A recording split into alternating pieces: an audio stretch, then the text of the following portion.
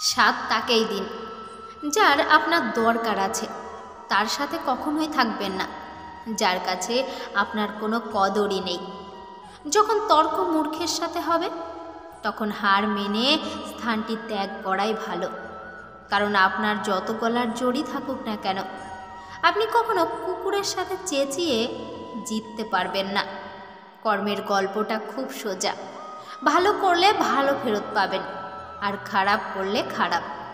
এই দুনিয়াতে কিছু হতে চাইলে একা থাকা শিখুন, আর একা চলা শিখুন। কারণ দরকারের সময় এখানে কেউ সাথ দেয় না। জীবনে আসা সমস্ত ঝড় জীবনকে তছনছ করে দিতে আসে না। কিছু ঝড় আপনার জীবনের চলার পথটা পরিষ্কার করার জন্যও আসে। ধৈর্য আপনাকে সব দিতে পারে। ধৈর্যের থেকে বড় কোনো অস্ত্র হয় না, আর নীরবতার থেকে বড় কোনো আঘাত হয় না। মুশকিল সময়ে ধৈর্য রাখা মানুষের জীবনের একটি খুব গুরুত্বপূর্ণ অধ্যায়। জীবনে অনেকবার এমন মনে হবে যে আমরা এমন মুশকিলে আছি যা থেকে বেরোনো অসম্ভব, কিন্তু কখনোই ধৈর্য হারাবেন না। মনকে সর্বদা পজিটিভ রাখুন, শান্ত রাখুন। কারণ খারাপ সময় হোক বা ভালো সময়, কেউই কিন্তু চিরকাল স্থির থাকে না। যদি আজ আপনার খারাপ সময় চলছে, তবে ভালো সময় অবশ্যই শীঘ্রই আসবে। এই সংসারে ভগবানের ইচ্ছে বিনা কিছুই হয় না, তাই ভগবানকে সর্বদা স্মরণে রাখবেন। অন্যের প্রতি বেশি ভরসা রাখবেন না। অন্যের ওপর নির্ভরই আপনাকে কমজোর করে রাখে।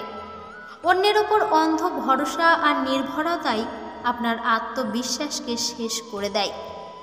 কারণ আপনি যার ওপরই ভরসা করেন না কেন যে সে অসময়ে আপনার পাশে থাকবে, সে কিন্তু অসময়ে আপনাকে একা ফেলেই চলে যাবে। তাই ভগবানের ওপর ভরসা রাখুন।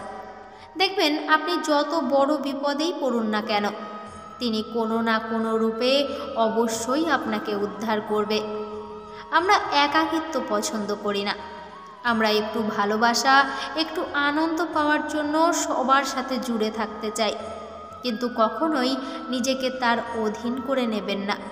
কারণ কেউ যদি বুঝতে পারে আপনি তাকে বিনা চলতেও পারেন না, তবে সে অবশ্যই আপনার সুযোগ নেবে।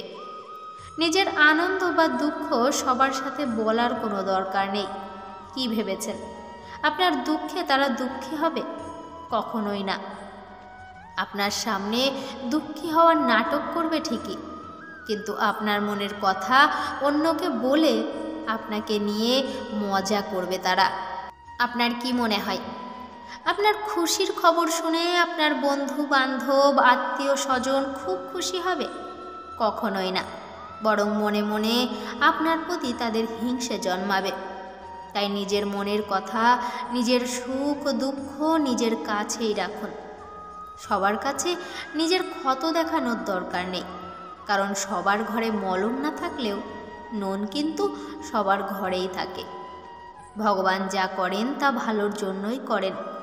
কিন্তু কথাটা খুবই কষ্টদায়ক ও অসহনীয় হয়ে ওঠে যখন আমাদের সাথে কিছু খারাপ হয়, যখন আমাদের আপন মানুষই আমাদের বিশ্বাসকে ভেঙে দেয়, যখন প্রিয় মানুষটি আমাদের ছেড়ে চলে যায়, আমাদের সাথে বিশ্বাসঘাতকতা করে। তখন মনে হয় যেন আমাদের পৃথিবীটাই যেন উল্টে গেল। মনে হয় সময় যদি পিছিয়ে যেত তবে হয়তো ভালো হতো। কিন্তু সত্যি বলতে এই কষ্টই আমাদের আরও শক্তিশালী করে তোলে। এই কষ্টই আমাদের কঠিন বাস্তবতার সাথে পরিচয় করিয়ে দেয়।